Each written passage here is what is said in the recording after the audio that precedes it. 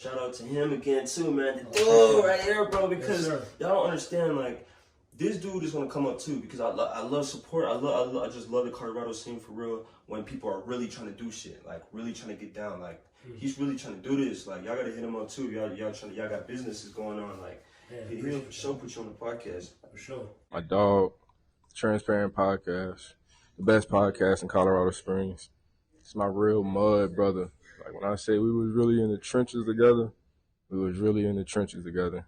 You always showed me love. Hell, we met in the trenches together, so you always showed me love. I'm always going to show you love. You forever my dog. Love, bro. Everybody go follow transparent_podcast_co. Those are my people.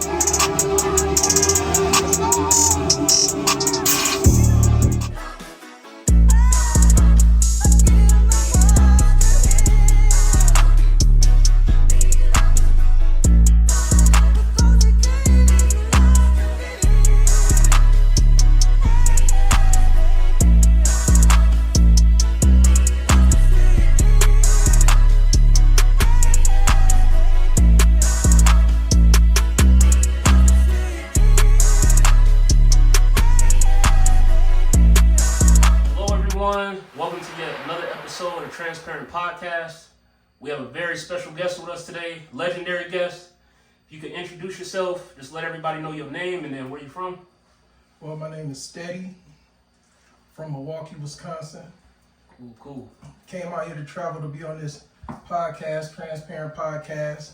Yep. It's a big deal in Milwaukee, so we had to come to see the man himself.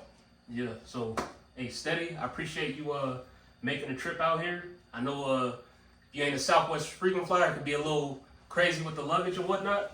Appreciate you making it out. But starting off, for my guests that are probably seeing you for the first time all over the world on my podcast, just give them a little background of like where you're from, tell us a little bit of the upbringing, and then we'll get into some other stuff. From Milwaukee, Wisconsin. I have 6 brothers, 4 sisters. Fortunately, one passed away. And I'm the father of this man right here, y'all host. Basically, I'm just a person to do his thing, work hard, travel. There it is. Can't go wrong with them two right there. So, obviously, you say you grew up Milwaukee, Wisconsin. Very big family from the take of it. Tell us a little bit about what was it like growing up, having so many brothers and sisters. How was school, things like that? Being where you're from. Growing up in a big family is fun. And me being the youngest boy, you learn a lot. So I tell people I'm from the era from the 60s, 70s, and of course I'm from the 80s. So I learned from my other brothers. So what I see them do, the good and the bad, it dropped down to me. And most of all, they always say the youngest one in the family, smart, crazy, or just a wise person. I'm all of it mixed together. There it is. So we have a lot of people compare our families to the Wayans because we all jokesters. But we not, out there like the Wayans, but that's how it was in the house. Yeah. They just don't know about us yet. No. But they will. But anyway, big family, fun growing up with a lot of brothers and sisters. Like you say, you been the youngest of the brothers, you kind of absorb all the knowledge that just trickle down, kind of get to observe and learn what to do, what not to do, things like that. So, Wisdom. There it is, wisdom. Talking about wisdom, things like that, do you have any particular either instances in life or particular brother or sister that you felt that you gained a lot of wisdom from watching, or was it a little bit of everybody, or could you break down why that's important as well? Basically all of them. All ones that are older than me. You learn from. You take a little piece of this person and that person, and then you apply the good. And then with the bad, you see the mistakes, and it just tells you not to go down that road. Even though I have made my own mistakes and, did what I wanted to do, but still, I just took from each one of them individual, because it's just like people that you see that you grow attached to. You like the good in some people, you'll take that good and apply it to your life. It's like, oh, I can use that, and then apply it to your life, and then share the good with others that you come around. That's real good. So I like what you said there, like not really focusing on, because everybody make their mistakes, but taking, the good things, from each person, putting it together and being able to apply it, use it, put it in your backpack for later. So I know you mentioned a little bit about travel, things like that. Could you talk a little bit about maybe some places that you visited, maybe some places that maybe stood out to you, and maybe one or two places on your to-do list, like, oh, I got to get to this place? Well, places I traveled that I like the most. Well, I traveled, we went New York, California, New Orleans, Chicago. My kin folks in Chicago, they bad. But and we Jamaica cruises and stuff like that. But the place I love the most is California. Yeah, I stayed out there, Gardena, California. To all my cousins out there, a big shout out to them. Yeah, shout out to y'all. Yeah, I love it. It'd be California. It's a great place there. Okay. Have you traveled north of the U.S. border, like Canada, in the areas up there? Oh yeah, I've been to Canada. Okay. Yeah, once. Me and my friend, rest in peace, Toby. We was at our men conference in Detroit, and we decided to go over to Canada. It wasn't nothing to do. He was like, man, let's go to Canada. So we went over there to Canada, and the first thing, when we got into Canada, you had to go through this tunnel. And it reminded me of Princess Diana. When she had passed away, they was in that tunnel. But when we got in Canada, the thing I love the most about Canada, like I love here in Colorado Springs, that we didn't see no trash on the ground. I was shocked about that, because coming from Milwaukee, yes, trash. What's that guy named Bub Dub? He called trash. I say when you leave out of Milwaukee and go visit different places, and you come back home, you say trash because it's dirty. But I love all my people in Milwaukee. There it is. Now, speaking of Milwaukee, I want to dive a little deeper. Talk to us a little bit about. I know Milwaukee, y'all had a sports team, the Milwaukee Bucks. I think currently the face of the franchise, if you will, is Giannis Antetokounmpo. What's your thoughts on him? I know this. I don't know if you're too big in the sports, but I know for Milwaukee, they got knocked out of the run for the championship this year. He made some little post that he got a haircut. He coming back. Yeah. What's your thoughts on him representing your city? Well, he's cool. He brought us the ring after 50 years. Yeah. You can't knock him. Like him as a person, but he needs to stop making those faces. Man, you're not hard like that, man. Just play ball, and he'd be good. So you say he cut that hair off. It's just like when he cut his hair off, he said he coming back harder. It's just like a new him. It's just like a person giving their life to the Lord and get baptized. Go down from the old, come up with the new. So that's what I figured that he's saying, that he's coming back stronger. Wow, that's a good analogy, and like you say, gave him his props. So we appreciate that championship after such a long drought. Just stay focused, like you said. Stay focused on basketball and do what you got to do. Yeah, I like the way the man, he loved his family. Congratulations. I heard he got a baby on the way. Yeah, he doing this thing, and I forgot my guy name. What is it, Porter? Bobby Portis. Yeah, Portis.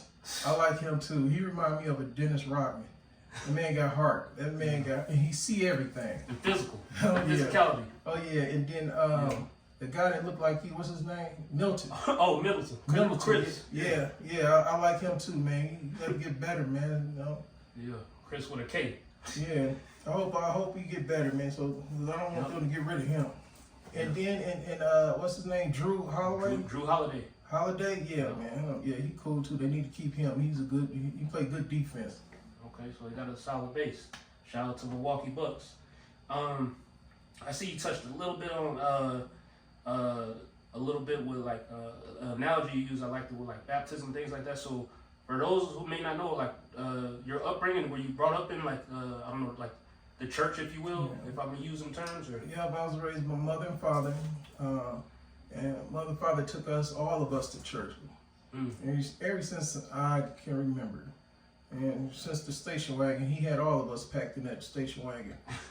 Even some of our friends was, he made sure everyone went to church, that we heard that word. Yeah, and then you know how times that you just veer off and you like trying to do your own thing, but it was that word that drew us back. Wow. So and then it just was like that constant, that variable that was always going to be there. Once that seed is planted, and you're doing stuff wrong, it always pop in your head, So parents carry our kids to church so they can hear the word. That's good. That's good. I like that. And moving along, I know you just mentioned kids, taking kids to church, things like that.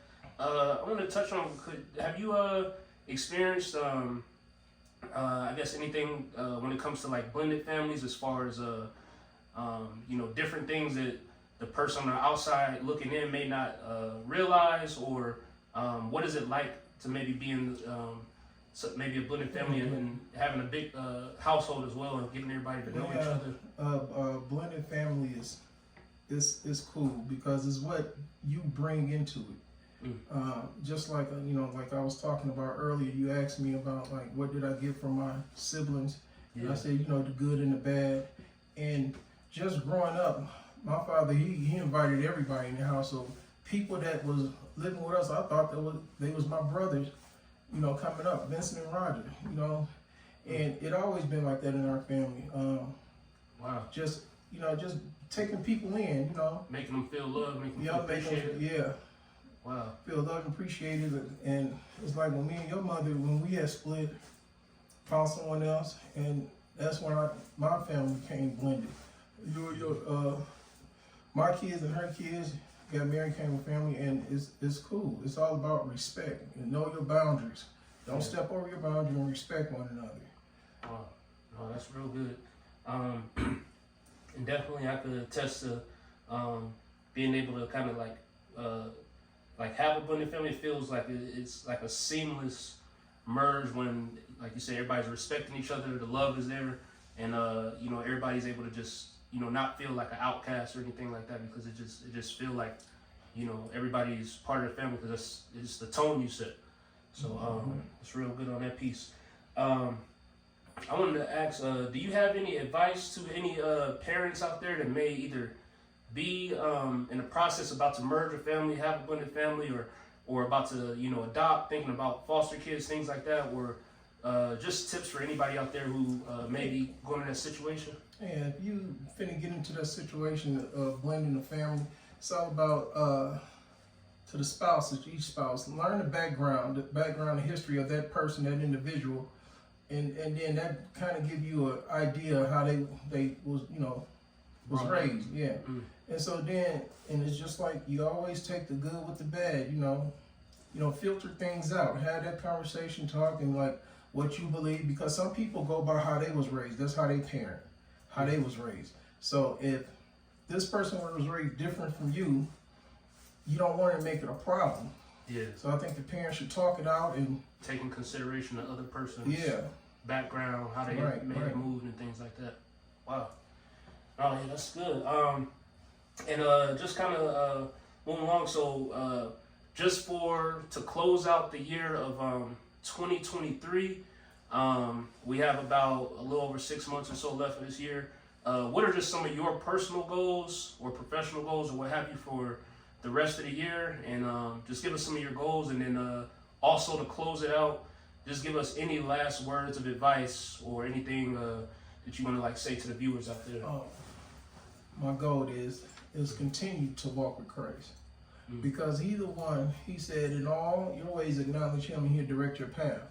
And if you got your creator directing your path, you cannot go wrong. And so he know when my job is done, and that's the advice I would give people. Wow. Stick with him, who know all about you, who know your beginning and the end. You can't go wrong there. Wow, that's good. Really, really appreciate that. That's some good nuggets you guys can take with you. Not sure everybody's believes things like that out there, but definitely something you could chew on and see if that's something you can apply to yourself, your life, your situation. And then also, is there any shout outs to anybody out there, or I don't know, somebody to say what's up to? Oh yeah, I want to give a shout out to my kids, Trinity, Kiera, Naya. Give a shout out to my wife. Give a shout out to you and to your mother. And happy Mother's Day to all the mothers out there. It's Mother's Day. To my brothers and sisters, my nieces and nephews, all 200 of them, 202 of them. 200 plus. Oh yeah, it's just a lot. It's just a lot. We got a lot of family members. Yeah. Just want to say, just be focused, stay focused. You know. Okay.